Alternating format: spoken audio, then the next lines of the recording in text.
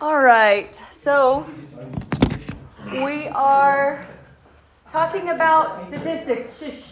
We're talking. Be quiet. 7-Eleven. Okay. We are talking about statistics, and like I said, that's kind of the science of counting things or measuring things, like counting people and stuff. So most of this is done in finite sets, and what I mean by that is you're not counting like you can count all the little decimals in between. Most of this is done by like, you can't have half a person, so we just count one person or two people. So most of this is done in those type of numbers called discrete. So an experiment is a situation involving a chance. An outcome is the result of the single performance of a trial. So what does this mean in regular words? Have you guys ever done an experiment? I know all of you have, because you guys have all experienced something where there's a choice, right?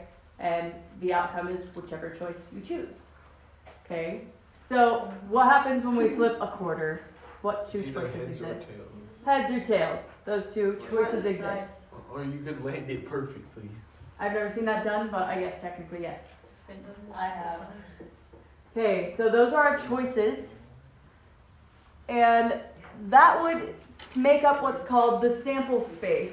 So the sample space is, be quiet. The sample space contains the countable number of outcomes. So what is the sample space for flipping a coin, Indy? 2. Are you Indy? 3. 3 if we're counting that one weird side one, but yes, 2, actually. Okay.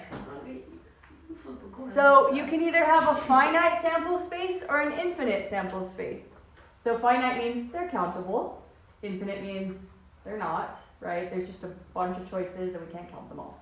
And then the event is a subset of the sample space. Maybe can't count. Okay. With this one, what makes this finite? Because there's 3 and there's a 25, 25, 50. Yeah. So, if you were talking about infinite or continuous, that would be any point on the diameter of the circle, if you're talking about angle, because angle can continue forever and ever and ever. Or, infinite is just the spinner itself. Okay. What else would be an infinite subset? Pick a number 1 between 1 and... Usually location is infinite, right? Because we have decimals down to each space in. So if you were trying to pick the location of something. What's another infinite set? Finite set. Times you flip the coin. Spinning a wheel. Spinning a wheel, coins, cards, right? There's only so many cards you can pick, or marbles or jelly beans in a bag, any of those things. Okay. So infinite and discrete sample spaces have outcomes that can be arranged in a sequence or counted. Okay, we're going to divide a sample space on example 1.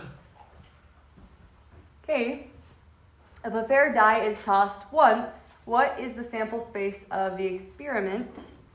What? So a fair die, so dice when you roll them. So there should be 6 outcomes, right? Which means the sample space is all the numbers 1 through 6. Okay, what is the sample space for the event of rolling a prime number? Write the outcomes to complete the sample. What does prime mean?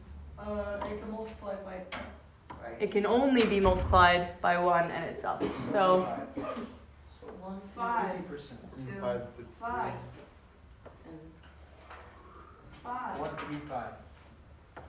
Oh wait, no, it's not 3. What about 5? It's 1, 2, 3, 5. maybe they don't count 1, Probably not.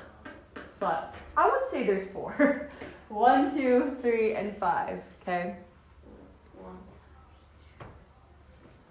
Okay. And then half times 2. Yeah, 1 times 2, 1 times 1, 1 times 3, 1 times 5. Okay. 1 and a half. I'm going to say there's 4. I'm going to say this book didn't think of 1 as a prime number because it's like kind of the base of all numbers, but we're going to go with this. Okay. All right. So that is example